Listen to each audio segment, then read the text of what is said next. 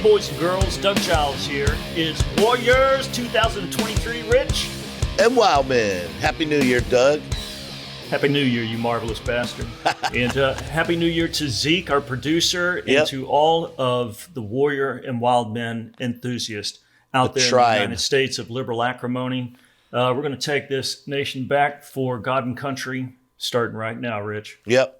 Yeah, I was, speaking of New Year, just Monday night football. What's his last name? Dang it. I had it. Hamlin. Yeah, Hamlin. He took a hit to the chest, jumped back up, and just collapsed, fell on his back on the ground. And it was live on Monday Night Football. You know, millions and millions of people watching that live, and suffered cardiac arrest. And from that hit right to his sternum, to his chest, you know, and the trainers on both sides just swarmed him, and they got his heart started immediately, and got him to the hospital. They suspended the game. He's in critical condition, but he's alive. He's sedated. He's on a breathing tube, but he's alive. And I don't know. There's no update that I've seen since then. But I'll tell you, the interesting thing to me, I'm not trying to take away from that situation. It's so sad. It was actually terrifying to watch. You know, no man knows the hour. You know, we don't know when we're going to enter eternity. And you can't think when you're 24 years old, top 0.01% of athletes in the world in peak performance condition, bam, you're down on the ground and literally dead and resuscitated, right? Like, that's insane. But the great thing about it is that immediately people were praying and people were asking for prayer. And I saw a quote that someone wrote. They said, when people experience tragedy, even people that aren't religious, what's inside of them turns to their maker, you know? And so I think that's a wake-up call.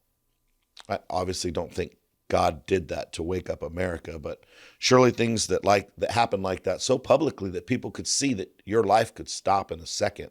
I think that's a wake-up call for 2023, Doug. And I also think what you said, taking back the country for Jesus, you know, like people, you know, they're not hating on Christians right now. It'll take some prayer, you know. So it was a very shocking thing. Yeah, nobody's running to atheists like, hey, please tell us that, you know, there's no chance for this cat. Please tell us that there is no God. Please tell us there is no power in prayer. Those people that that are fatalistic like that and nihilistic, nobody runs to them in times of need and times of when you're up against the wall like a redneck mother. And it's always back to God, just like you said, man. There's no atheists in foxholes. Yeah. And the brevity aspect, what's interesting about that, when you're talking about, you know, just lifespan and Tucker Carlson, man, I don't know if you've been watching him lately, but he's been talking about death, and he's been talking about accountability and judgment seat, and, you know, what kind of, you know, not legacy from a natural man standpoint, but from a spiritual legacy, you know, sowing into the kids, sowing into God, sowing into servanthood. And when he was off doing his Christmas or New Year's Eve stuff, Tulsi Gabbard, you know who Tulsi is, right?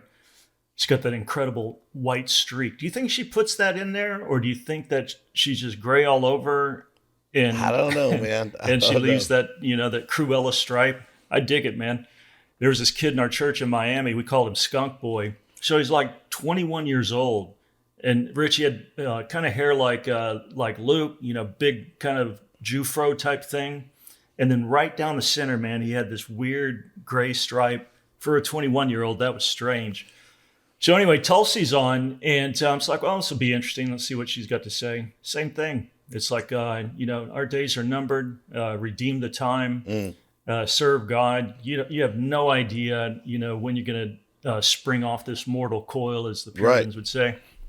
And so what I found interesting was, you know, holy crap. And Harris Faulkner, who's another Fox News talking head and stuff, she's got this boldness for Christ that she was on Tucker last night, just blasting people about the power of prayer. This before this accident happened, or this incident happened. She's talking about being bold in her face. She said, listen, man, if people can be bold with their hedonism, if they can be bold with their drugs, if they can be bold with how many, for JJs they're tapping and all the other kind of blather and materialism, she said, I'm going to be bold about my faith and the Lord Jesus Christ. So you got Tucker, Harris, and Tulsi, they're all chiming in on, you better count your days because we don't, Right. It's funny to hear people like, 2023, Rich, I'm going to do X, Y, and Z. It's like, how do you know?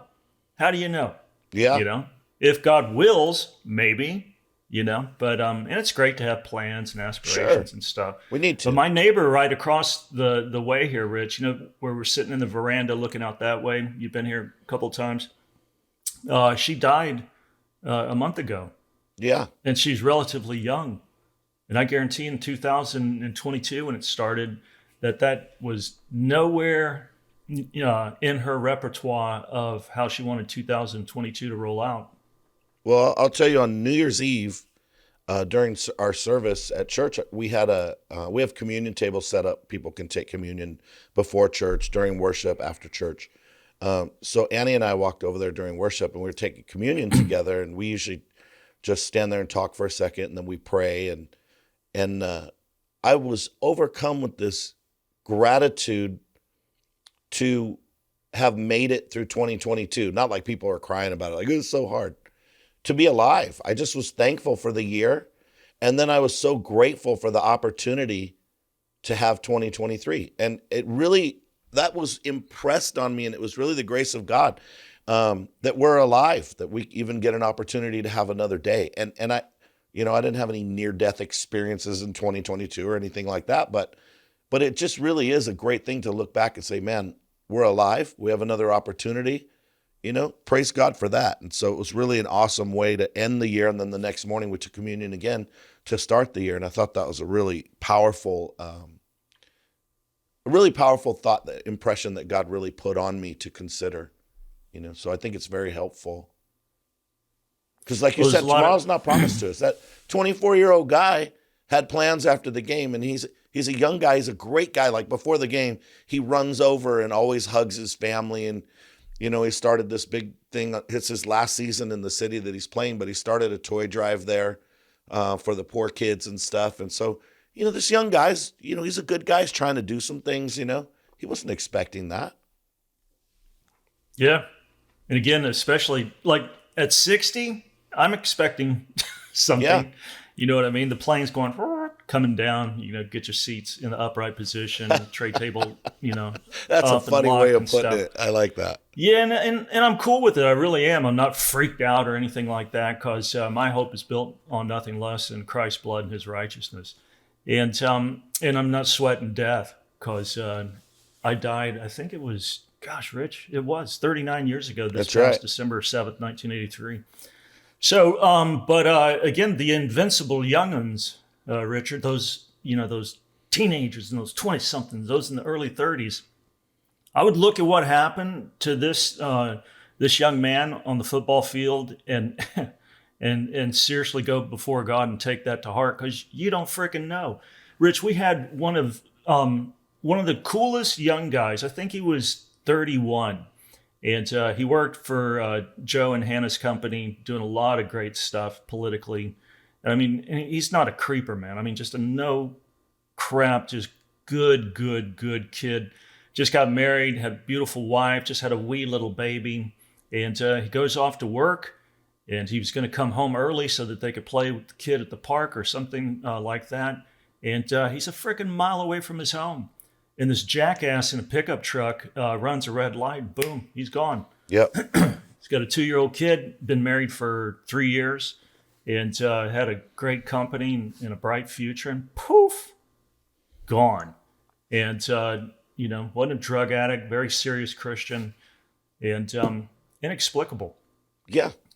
And I told, just to try to give some condolences to those who are super close to him and stuff. It's like, he packed more life in to 31 years than most dipsticks who live to 81 do. I mean, he really jam-packed, his life full of greatness. And it's not how long you live, man. It's how you live. Yeah, so. That's good. And I like that. It's the focus is on how we live focused on eternity, right? Like that's what we're doing. And I think a lot of Christians are falling into the trap of thinking things are so hard. They've never been this hard before. Never. This is Never, the Rich. hardest time to be alive. No one understands what we're going through. And I think Doug, you read something that might make you disagree with that. Yeah, what's funny is I sent this over to you via Instagram. I saw Zeke saw it also on Instagram, and I was like, "This is precious. I love this so much." Yeah, because it's so real. Because everybody's like, "Hey, Rich and Doug, man, it ain't never been this bad, like ever, ever, ever. The rapture must be right around the corner." I see the Grim Reaper. He's looking at me. He's going to come and get our whole nation, and it's all going to hell, Rich. And I saw one of this this girl on Instagram. I really like her. I don't think she's an idiot at all, but she threw up, "Is the tribulation happening in 2023? And I'm like, "Quit watching Kirk Cameron movies." And then boom, I land on this post, and this is awesome for everybody who's myopic, for everybody who's sad. Tell them what myopic means. Yeah, you just you're short-sighted. You know where the highest level of myopia is, Rich? Where? Frickin' Netherlands, and it's because of the inbreeding with the Dutch up there. It's like, I can't see very far anymore, which is interesting because if you get a bunch of Christians that are just incestuous. Wait. So you're talking about they're physically right. That's where the highest concentration of myopia is, and it's because, according to the wizards, not me, it's because of just a lot of incestuous inbreeding, and so the thing that occurs in them from a physicality standpoint is that they can't see very far. Well, I would say this: I don't know that it would even have to be incestuous. It's like when they talk about where we don't want to get the whole podcast off on this, but different races, where did they come from? Tower of Babel, people were separated by languages separated by families. And when families move away, then the traits that they have just go on and on and on and on and on, right? So when you take a country of people that's basically one race and they stay within themselves, then any of the negative qualities in that buildup in their DNA, it's going to spike a little. Yeah, it's just like when you buy and I'm not comparing people to dogs, but genetically, when you buy a dog that's a very purebred dog, the more purebred they are, the more problems they have.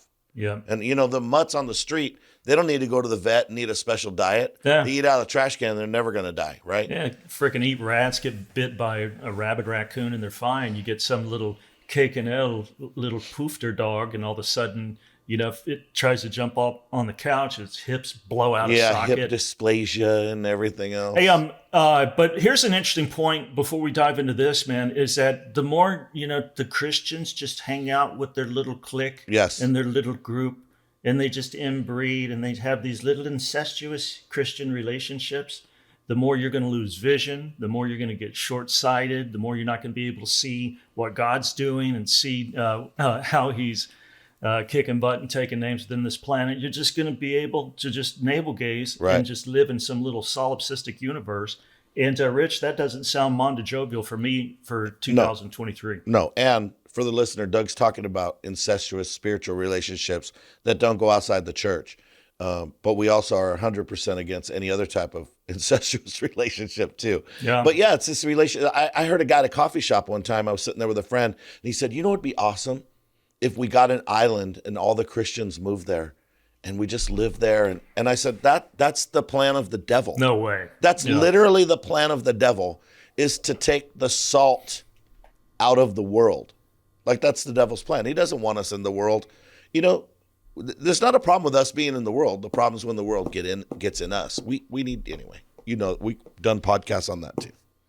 All right. So for all the people out there that are like, "Oh man, it's never been this bad," check this out. This is Inside History. A little FYI for our Warriors and Wildmen subscribers. For a small amount of perspective at this worst moment ever in world history, according to those who, again, are beset, Rich, with myopia. Imagine if you were born in 1900.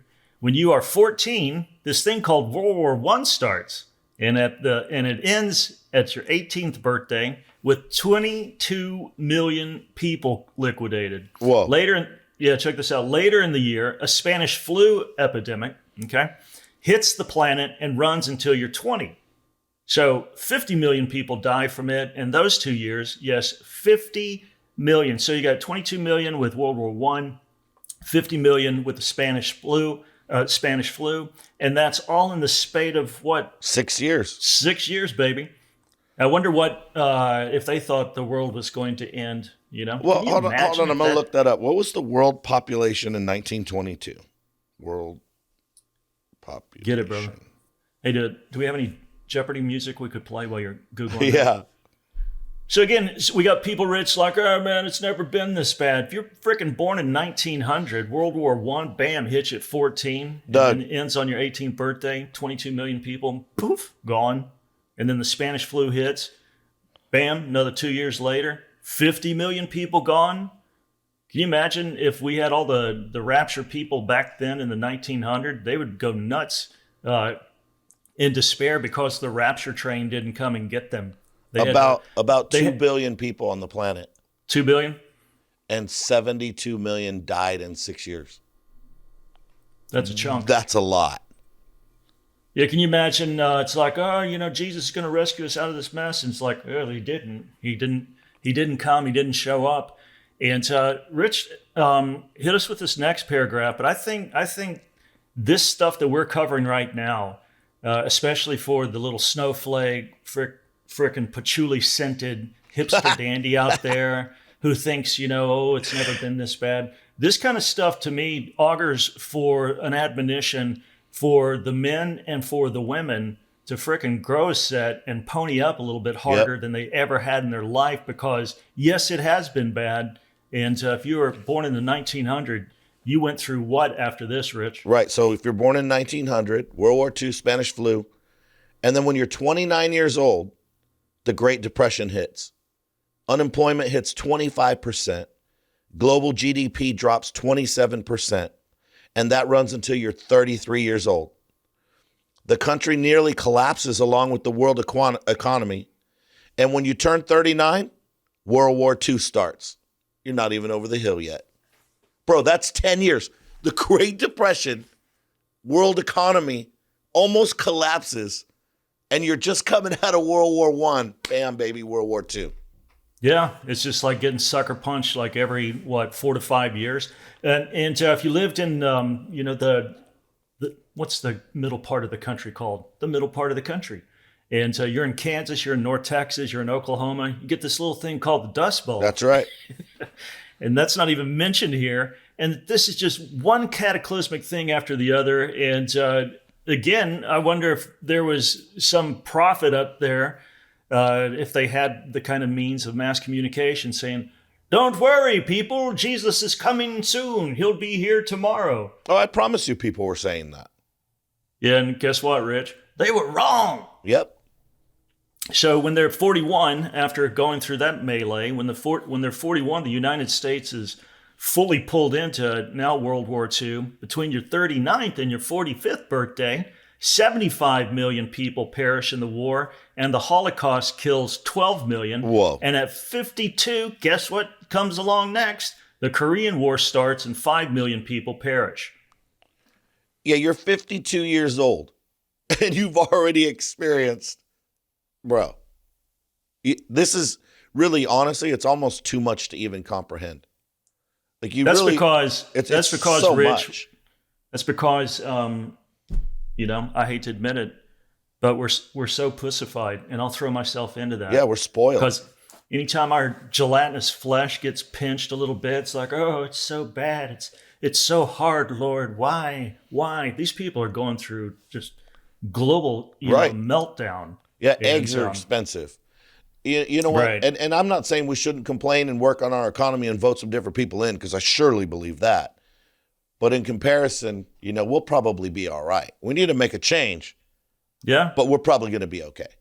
Yeah. And again, I was watching Christian television the other day, and I'm just freaking shouting at the TV because they're like, do you really know that Jesus is going to come, very soon? The guy's like, yes, all the signs are there. We've never seen anything like this. It's like, are you kidding me? You Jackass, look at the 20th century. We're not even finished with this list, man. The dude's not 85 Right. yet. And at 64, the Vietnam War begins, and it doesn't end for many, many years. 4 million people died in that conflict. Yep. Mr. It's never been this bad before. Approaching your 62nd birthday, you would have a Cuban Missile Crisis and a Jeez. tipping point in the Cold War.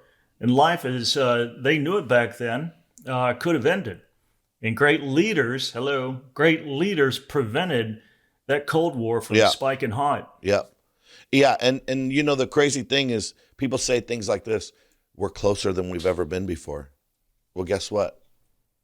Now we're closer than we were than the last time you said that. It's like a guy said, hey, somebody said to him, hey, let me show you a picture of me when I was younger. He said, isn't every picture of you when you were younger? I mean, come on, man. We're closer than we ever. Of course. What does the Bible say? Be ready. What did Jesus say? Soon. When soon? Well, it's different with God than it is with us. And you know what we need to do? We need to occupy until he comes, which means we need to stop crying. And we can't say it's worse than it's ever been before because it's not. Nothing's worse. The morality's not worse. You can't say it's worse than Rome. You can't say the morality is worse than Babylon. You can't say that. It's not true. Right. Or Egypt. People just make up crap and they say stuff and makes them feel better, right? We're just repeating all the same stupid stuff. And then we say everything's so bad, everything's so dangerous in the government. Yeah, well, people should look back in history because the government in the United States is doing the same crap that all these other governments have been doing. They're trying to take power and control over everybody because they know how to make everything better. But listen to this guy's life, Doug. Born in 1900. As you turn 75, the Vietnam War finally ends. Think of everyone on the planet born in 1900. How do you survive all of that? A kid in 1985 didn't think their 85-year-old grandparent understood how hard school was. Right. Yet those grandparents and now great-grandparents survived through everything listed above. Come on, man. Yeah. Again, I wrote a book about it in 2016, Pussification, the Effeminization of the American Male. I bet that kid who thinks that granddad doesn't understand how hard his little online school is or the difficulties that he traverses in the classroom. I bet he also thinks that he's not that cool or not that hip. But you're looking at a genetic, spiritual, warlord of a person. I got a buddy that his beautiful wife is she's lives in Middle Europe. Went to visit their grandmother, 103 years old, still lucid, still kicking like a chicken, Rich. And so he's telling me about the trip and everything that they're going through and stuff. And I looked at him and I said, guys, we're of great stock. We've been through, the Black Plague. We've been through world wars. Our physical DNA, our spiritual DNA. We're warrior, stock. We're not like these little, fair little flowers, Rich, that melt under the noonday sun if it gets a little, difficult and stuff. No, our ancestors rolled through all the crap that we just rattled off. I know mine did. They went through World War I, World War II, went through like a champion, went through the Depression. That's why my dad's like, shut the door, boy, you're letting the AC out. Right, right. And when we would eat, it wouldn't be piles and piles of crap. It was like we're getting rations. And it's just because that's what they went through. Right. It's like, boom, boom, 2 pieces of burnt bacon, 2 eggs, little glass of orange juice. And it was just tough crap if you want more. Right. And I think it's a beautiful thing, this kind of remembrance of what went on just last century. We're not talking about... Yeah, we're not talking about thousands of years ago. Yeah, my grandfather, he's in heaven now, my mom's dad. He wasn't in World War II, but he was working in the shipyards. He was too young, but he was working in the shipyards. And they were cutting these warships apart for scrap and then also taking the material to work on other ships. And so he was cutting with a torch. That's what he did all day. And he said we would go out there and what our goal was, our competition with our friends, would be to start cutting with the gas and get the metal hot and then lower the gas and only be cutting with air and be so good that you could keep that temperature right and keep cutting it with just air. And, you hear that, and I'm not a welder. I don't cut with torches. I don't know that stuff. So it sounds cool to me. But I remember I went with my grandfather one time out to a wrecking yard, and he was going to cut the core out of this big metal thing that we were taking home to bury in the ground and make an underground barbecue pit. And my grandpa says, carry them tanks out here, boy. So I'm out there dragging these oxygen acetylene tanks and this torch out there. And he puts his hood on. And the guy that owns the junkyard, he says, hey, what you want to do is you want to do it like this and you want to do it like that. And I'm thinking, well, I don't know a lot about my grandpa, but I know he can cut with a torch, right? And so my grandfather fires that torch up and flips his hood down with his head. You know, he didn't use his hand, just flip it down. And he starts cutting. And I'm not kidding, Doug. He's been cutting for 3 seconds. And the guy stops talking and he backs up by me and he goes, that old boy knows how to cut with a torch. That, you know, that's just an attitude of excellence that came from that generation. My grandfather, one time I was working on a car and I got hurt and I said, ow, like that. And he goes, don't say ow. And I said, what? And he goes, ow, ow. And he started making fun of me. I'm a teenager. I'm trying to be a man, right? And he's like, ow, like just keeps going. I'm like, why do you keep saying that? And he said, well, does it hurt less? And I said, well, no. And he said, then shut up and take it like a man. And like kept working on the car. And I learned so many things from my grandfather like that. You want to know why, Doug? Because they had been through hell and they knew how to be tough. And we had a guest on recently and we were in a conversation, you'll remember. And he said, well, I don't like all this macho stuff and then that stuff. And that wasn't the focus of the podcast. I disagree. 100% disagree. You know what? I don't believe in machoism where it's maybe the definition of defining it, but I do agree with the God-given traits that he gave to men on how we're supposed to act and lead and be strong. And if you do not teach your children that, then they will never survive the stuff on this list, Doug. They will never do it. They're all on drugs because they have anxiety. They're all whining and on video games in their bedroom because they're scared because we're not teaching them to be men. We're not teaching them to be men of God. Yeah, perspective is a funny thing, man. C.S. Lewis put it one time. He said, if we look at the world like it's supposed to be a carnival all the time, then it sucks. Yeah. However, if we look at the world as prison, it's not that bad. I love that. I had never heard that quote. That's a great quote. Perspective, to sum it up, my children, as 2022 ends, try to keep things in perspective. Yes, it has been worse, way worse than what we're going through. And it's like you said in the opening, Rich, we've got to be smart, help each other, focus on Christ, and don't tell anybody, but we're going to get through this, and this too shall pass. Yeah, or we'll die and go to heaven, and you'll be all right. Yeah, it's a win-win, buddy. My last thought is a quote from Zombieland: "Nut up or shut up." That's it. That's all I got to say. You know what? I agree. So, Rich, what do the Warriors and Wildmen enthusiasts, the junkie? I guess that's not a bad word. No, it could be in a positive sense. I'm a Warrior and Wildman junkie. I obsess over this stuff. What do they need to do in this fresh 2023? It ain't that bad. We're going to win year. Yes, I love it. Go to warriorsandwildmen.com, subscribe. It's free. We'll hit you up with a couple emails a week, let you know what's happening. Listen wherever you listen to podcasts, but make sure you subscribe. Also, if you want to help support the ministry, hit the war chest. Those that are doing it, man, we appreciate you guys. You guys are helping make this thing happen. Warriors and Wildmen 2023, out.